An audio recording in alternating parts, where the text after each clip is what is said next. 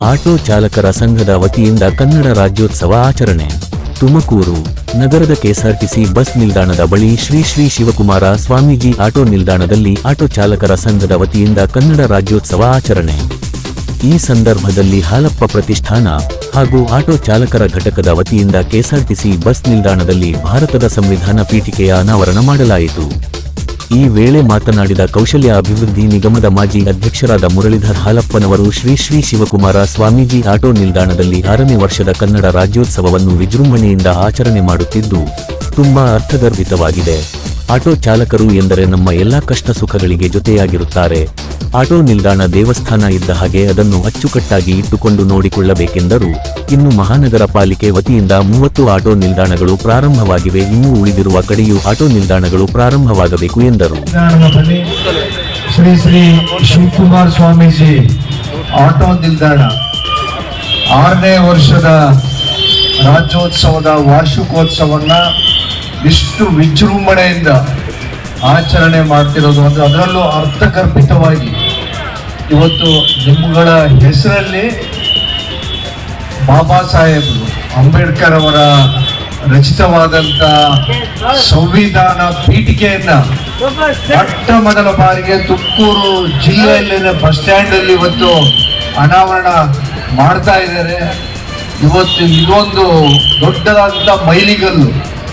ಹೋಗೋ ಬರೋ ಜನ ಎಲ್ಲ ಪೀಠಿಕೆಯನ್ನ ಓದಿ ಸಮಾನತೆ, ನಾವೆಲ್ಲರೂ ಅಣ್ಣತಮ್ಮಗಳು ಭ್ರಾತೃತ್ವದಿಂದ ಇರಬೇಕು ಅಂತೇಳಿ ಒಂದು ಸ್ಪಷ್ಟವಾದಂತಹ ಸಂದೇಶ ಕೊಡುವಂತ ಪ್ರಾಮಾಣಿಕ ಪ್ರಯತ್ನವನ್ನ ಈ ನಿಲ್ದಾಣದ ನಮ್ಮೆಲ್ಲ ಚಾಲಕರು, ಆಟೋ ಚಾಲಕರು ಅಂದ್ರೆ ನಮ್ಮ ಎಲ್ಲ ಕಷ್ಟ ಸುಖಕ್ಕೆ ನೀವುಗಳು ಪಾರ್ಟ್ನರ್ಸ್ಗಳು, ಪಾಲ್ದಾರರು.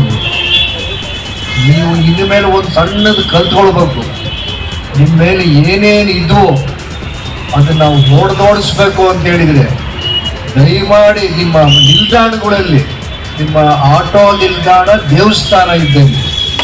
ನಾವೇನಾದ್ರೂ ದೇವಸ್ಥಾನ ಮಸೀದಿಗಳಲ್ಲಿ ಬೀಡಿ ಸಿಗರೇಟ್ ಸೇರ್ತೀವ, ನಾವು ಸೇರಲ್ಲ. ನಾವು ಗುಟ್ಕಾ ಪಾನು ಹಾಕ್ತೀವ, ಹಾಕಲ್ಲ. ನೀವೇನೇ ಮಾಡಂಗಿದ್ರು ಪಕ್ಕಕ್ಕೆಲ್ಲಾದ್ರೂ ಹೋಗಿ ನೀವು ಸಿಗರೇಟ್ ಸೇರ್ಕೊಂಡು ಬರ್ರಿ, ಪಾನ್ ಹಾಕೊಂಡು. ನಿಮ್ಮ ಆಟೋ ನಿಲ್ದಾಣದಲ್ಲಿ ನೀವು ಮಾಡಕ್ ಹೋದ್ರೆ ಜನ ಪಬ್ಲಿಕ್ಕಿಗೆ ಇಮೇಜು ನಮ್ದು ಡೌನ್ ಆಗ್ತದೆ. ಅದೊಂದು ನೀವು ಕಟ್ಟುನಿಟ್ಟಾಗಿ ಮನೆಗಳಲ್ಲಿ ಹೆಂಗ್ ಮಾಡಲ್ಲ, ನಾವು ನಮ್ಮ ಹೆಂಡತಿ ಮಕ್ಕಳು ಮುಂದೆ ಅಚ್ಚುಕಟ್ಟಾಗಿ ಗೌರವಿತವಾಗಿ ಇರ್ತೀವಿ.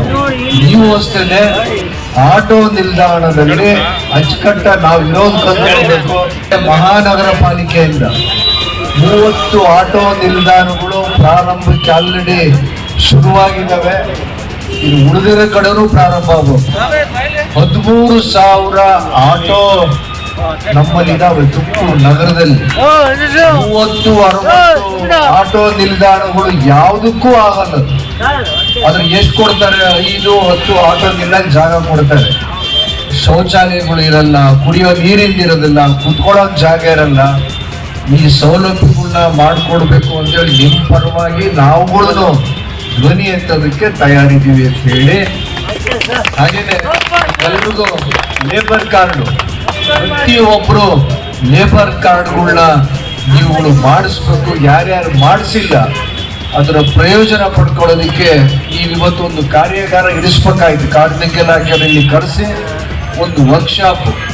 ಲೇಬರ್ ಕಾರ್ಡ್ಗಳಿಂದ ನಮ್ಗೆ ಏನೇನು ಅನುಕೂಲಗಳಿದ್ದಾವೆ, ಮಕ್ಕಳಿಗೆ, ನಮ್ಗೆ 60 ವರ್ಷ ಆದ್ಮೇಲೆ ಆಸ್ಪತ್ರೆಯಲ್ಲಿ, ವಿದ್ಯಾಭ್ಯಾಸ, ಶಿಕ್ಷಣಕ್ಕೆ, ಎಲ್ಲದಕ್ಕೂ ನಿಮಗೆ ಅದು ಗೊತ್ತಾಗಿರೋ ಮಾಹಿತಿ. ಎಲ್ಲ ನಮ್ಮ ಆಟೋ ಚಾಲಕರು ಅಣ್ಣ ತಮ್ಮಂದಿರಿಗೆ ನನ್ನ ಹೃತ್ಪೂರ್ವಕ ನಮಸ್ಕಾರಗಳು. 6ನೇ ವರ್ಷದ ವೈಭವ ಕನ್ನಡ ರಾಜ್ಯೋತ್ಸವಕ್ಕೆ ಎಲ್ಲ ಗಣ್ಯಾತಿಗಳು ಬಂದಿದ್ರು. ತುಂಬ ನಮ್ಮ ಸಹಕಾರ ಕೊಟ್ಟು ಯಶಸ್ವಿಯನ್ನು ಮಾಡಿದ್ದಾರೆ.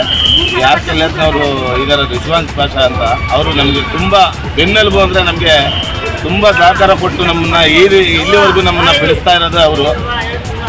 ಆರ್ ಕೆಲ್ಲತ್ನವರು ಇದೇ ಥರ ನಮ್ಮ ಸ್ನೇಹಿತರಾದ ಪ್ರದೀಪ್ ಅಂತ ಲಕ್ಷ್ಮೀ ಎಂಟರ್ಪ್ರೈಸಸ್ನವರು, ಇವರೆಲ್ಲರೂ ತುಂಬ ಸಹಕಾರ ಕೊಟ್ಟು ನಮ್ಮ ಈ ಕಾರ್ಯಕ್ರಮಕ್ಕೆ ಯಶಸ್ವಿ ಕೊಟ್ಟಿದ್ದಾರೆ. ಹಾಗಾಗಿ ಇವ್ರಿಗೆಲ್ಲ ತುಂಬ ಹೃದಯದ ವಂದನೆ.